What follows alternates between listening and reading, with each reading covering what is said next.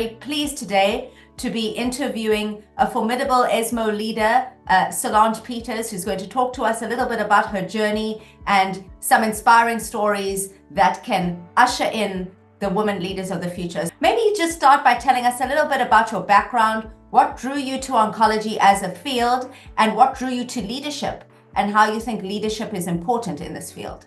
My journey was the one of somebody who has really been grown in an environment where society and political considerations were the priority. My two parents were physicians, by the way, but they always were mixing, I would say, medicine and political aims, I must say, in a quite left-sided position, equity, accessibility, and of course, underdeveloped or low middle-income countries politics. So I was facing, when I was a teenager, the wave of HIV.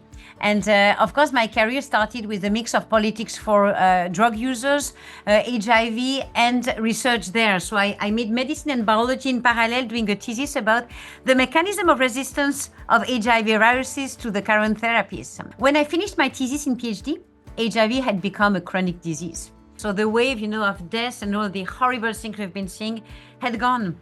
And then if you think about mixing what I knew at that time, which was medicine and biology, and the unmet need, right?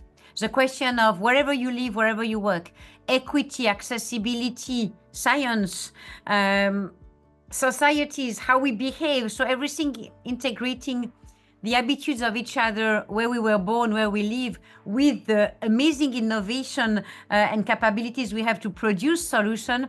I think oncology were the best discipline, and it's still probably the best discipline to focus on.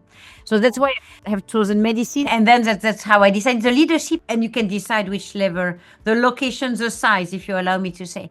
But having a certain degree in leadership makes you really be committed, creates opportunity to be inventive, creates opportunity to also be surrounded by people who have the same aim. So you need a bit of leadership if you really want to change the environment in which you work.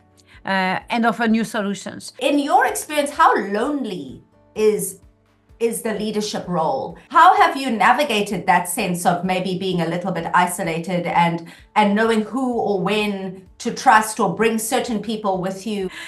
We are a bit lonely, that's for sure. So here maybe just one argument which is very important is we need to support each other. What I mean by that is we are lonely because we are few. And sometimes we feel like that if we are few, we have to protect ourselves by excluding the other woman. That's not true. The only leverage of strength is being together.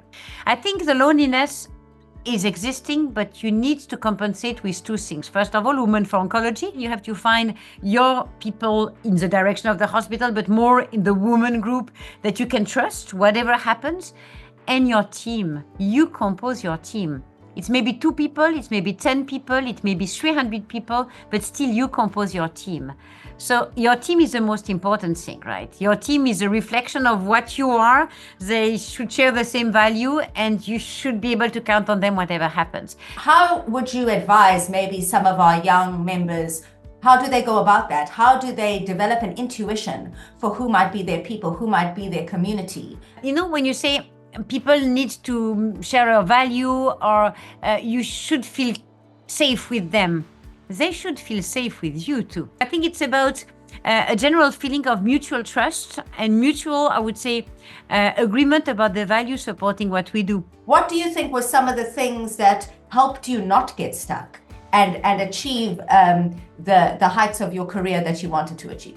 I try to imagine what would potentially be the limiting factors in moving up or being able to go wherever you want. I think one is ability, right?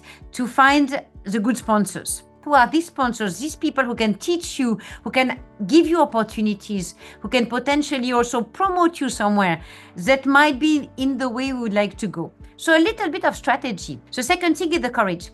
You will receive lots of negative input, right? You are too demanding, you are difficult, you are insisting, you are persisting, because of the stereotypes, right? I wouldn't say men don't receive it, but we are maybe slightly more, because we are minorities, sensitive to the correction of potential correction of what we do. So the first thing is find your sponsors. Second, don't worry, the negative feedback happen. They do not impact the future. You continue to move. The third thing is guiltiness. We all feel guilty as women because the society has told us we are supposed to be super housewives and wonderful moms organizing the birthdays with superb cakes and so on, and we don't. I remember Frances Shepard was telling, a woman can do anything, but cannot do everything. At some point we choose, we want to be doctors or we want to be super housewives, but we cannot be both.